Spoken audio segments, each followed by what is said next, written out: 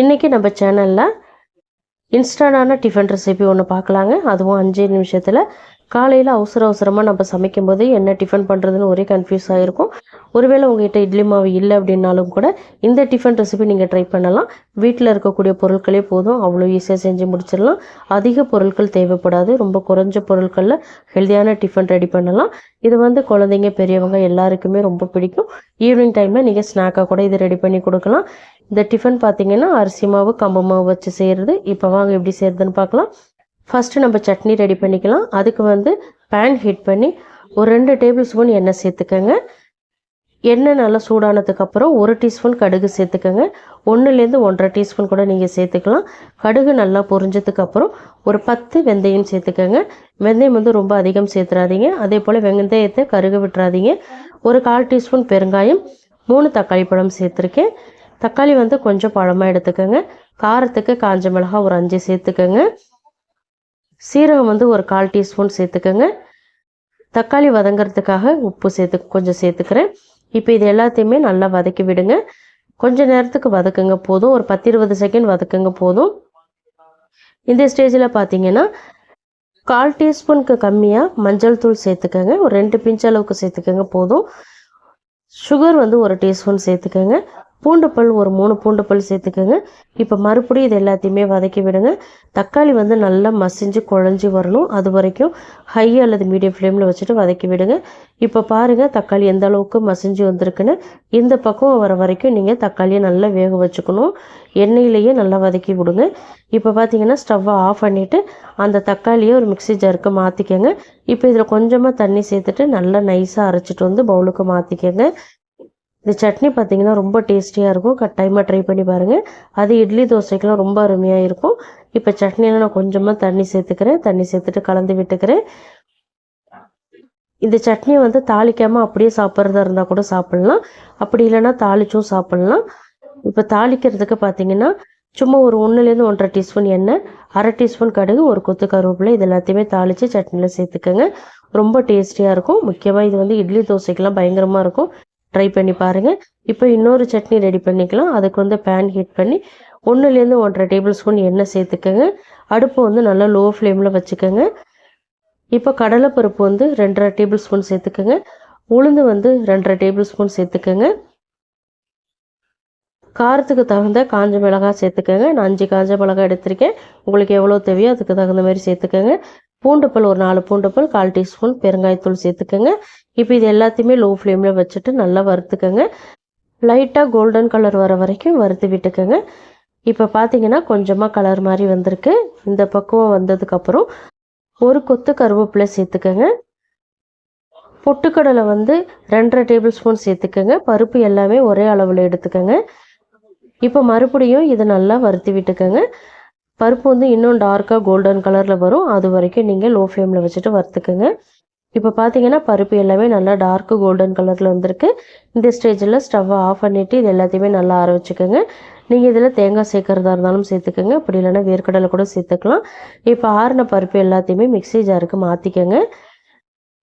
Mixie ஜாருக்கு மாற்றினதுக்கப்புறம் கொஞ்சமாக புளி சேர்த்துக்கோங்க. இந்த சட்னிக்கு தேவையான அளவு உப்பு சேர்த்துக்கோங்க. இப்போ கொஞ்சமாக தண்ணி சேர்த்துட்டு இதை கொஞ்சம் கொரப்பாக அரைச்சி எடுத்துகிட்டு வந்துடுங்க. ரொம்ப நைஸாக அரைக்கக்கூடாது, லைட்டாக கோர்ஸாக தான் இருக்கணும். அப்படி இருந்தால் தான் இந்த சட்னி ரொம்ப நல்லாயிருக்கும். இப்போ அரைச்சிட்டு வந்த சட்னியை பவுலுக்கு மாற்றிக்கலாம். மாற்றிட்டு தண்ணி தேவைப்பட்டால் நீங்கள் எக்ஸ்ட்ரா தண்ணி சேர்த்துக்கோங்க. அப்படி இல்லைன்னா திக்காக இருந்தால் போதும்னு நினச்சிங்கன்னா தண்ணி சேர்க்க தேவையில்லை. நல்லா கெட்டி சட்னி மாதிரி கூட வச்சு சாப்பிட்லாம். ரொம்ப நல்லாயிருக்கும். இப்போ நல்லா நான் கலந்து விட்டுக்கிறேன். நான் சட்னியில் கொஞ்சம் தண்ணி சேர்த்துட்டு கலந்து விட்டுக்கிறேன். ரொம்ப அருமையாக இருக்கும் இந்த சட்னி. இட்லி தோசை பொங்கல் வடை எல்லாத்துக்குமே. இதை தாளிக்கிறதுக்கு பார்த்தீங்கன்னா ஒரு 3 டீஸ்பூன் எண்ணெய், 1 டீஸ்பூன் கடுகு, 4 காஞ்ச மிளகாய், ஒரு கொத்து கருவேப்பிலை, இது எல்லாத்தையுமே தாளித்து சட்னியில் சேர்த்துக்கோங்க. ரொம்ப அருமையாக இருக்கும். கண்டிப்பாக ட்ரை பண்ணி பாருங்கள். ட்ரை பண்ணி பார்த்துட்டு உங்கள் ஃபீட்பேக்கை எனக்கு கமெண்ட்டில் சொல்லுங்கள். இந்த 2 சட்னியுமே இட்லி தோசை வடை எல்லாத்துக்குமே நல்லாயிருக்கும். சிம்பிளாக இருந்தாலும் டேஸ்ட்டு அவ்வளோ அருமையாக இருக்கும். இப்போ சட்னி ரெடி ஆகிடுச்சு. நம்ம அடை தோசை ரெடி பண்ணிக்கலாம். அடை தோசை ரெடி பண்ணுறதுக்கு பார்த்திங்கன்னா நல்ல ஒரு கைப்பிடி நிறைய பொடியாக நறுக்கின கொத்தமல்லி இலை, 2 பொடியாக நறுக்கின பச்சை மிளகாய், கொஞ்சமாக கருவேப்பிலை நறுக்கி வச்சுருக்கேன். ஒரு 5லேருந்து 6 வெங்காயம் நல்லா நீல வாக்கில் மெலிசாக கட் பண்ணி வச்சுருக்கேன். இது எல்லாத்தையுமே இப்போ பவுலுக்கு மாற்றிக்கலாம். வெங்காயத்தை கட் பண்ணி நல்லா உதித்து விட்டுக்கோங்க மெலிசா. அப்போ தான் இந்த அடை தோசைக்கு ரொம்ப நல்லா இருக்கும். இதில் வந்து பார்த்தீங்கன்னா 2 மீடியம் சைஸுக்கு உருளைக்கிழங்க துருவி வச்சுருக்கேன். அந்த உருளைக்கிழங்க தண்ணியை பிழிஞ்சிட்டு இந்த வெங்காயத்தை கூட சேர்த்துக்கோங்க. இப்போது மிளகுத்தூள் ஒரு 1/2 டீஸ்பூன், சீரகம் 1 டீஸ்பூன் சேர்த்துக்கிறேன். இப்போ அரிசி மாவு சேர்த்துக்கலாம். அரிசி மாவு வந்து நான் 1/2 கப் அளவுக்கு சேர்த்துருக்கேங்க. 1/2 கப் அரிசி மாவு, 1/2 கப் வந்து கம்பு மாவு எடுத்திருக்கேன். கம்பு மாவுக்கு பதிலாக நீங்கள் ராகி மாவு கூட எடுக்கலாம். அப்படி இல்லைன்னா கோதுமை மாவு கூட எடுக்கலாம். எதுவுமே இல்லைன்னா நீங்கள் அரிசி மாவு மட்டும் கூட சேர்த்துக்கோங்க. இப்போ உப்பு சேர்த்துக்கிறேன். உப்பு சேர்த்துட்டு ஃபஸ்ட்டு இந்த மாவு வெங்காயம் எல்லாத்தையுமே நல்லா மிக்ஸ் பண்ணி விட்டுக்கோங்க. அதுக்கப்புறமா தண்ணி சேர்த்து கலந்துக்கலாம். அந்த வெங்காயத்தில் உள்ள ஈரப்பதத்தை வச்சு ஃபஸ்ட்டு நல்லா மிக்ஸ் பண்ணி விட்டுக்கோங்க. கொஞ்சம் கொஞ்சமாக தண்ணி சேர்த்துட்டு நம்ம சப்பாத்திக்கெலாம் ரெடி பண்ணுவோம் பாருங்கள், அந்த பக்குவத்துக்கு நீங்கள் ரெடி பண்ணிக்கோங்க மாவை. அதை விட கொஞ்சம் லூஸாக இருக்கணும். அப்போ தான் நமக்கு ரொட்டி தட்டுறதுக்கு வரும். நீங்கள் மாவை வந்து ரொம்ப டைட்டாக கலந்துட்டீங்க அப்படின்னா ரொட்டி தட்டும்போது ரொட்டி வந்து உடையும். அதனால் கொஞ்சம் மாவை லூஸாக மிக்ஸ் பண்ணிக்கோங்க. இப்போ நான் வீடியோவில் காட்டுறேன் பாருங்கள், இந்த பக்குவத்துக்கு நீங்கள் மிக்ஸ் பண்ணிக்கோங்க. மாவை விட வெங்காயம் கொஞ்சம் அதிகமாக இருக்கிற மாதிரி கலந்துக்கோங்க. இப்போ மாவு ரெடி ஆகிடுச்சு. தோசைக்கல்லை நல்லா ஹீட் பண்ணிவிட்டு மாவை சேர்த்துட்டு கையில் தண்ணியை நினச்சி நீங்கள் தட்டினீங்க அப்படின்னா ரொம்ப ஈஸியாக தட்ட வருங்க.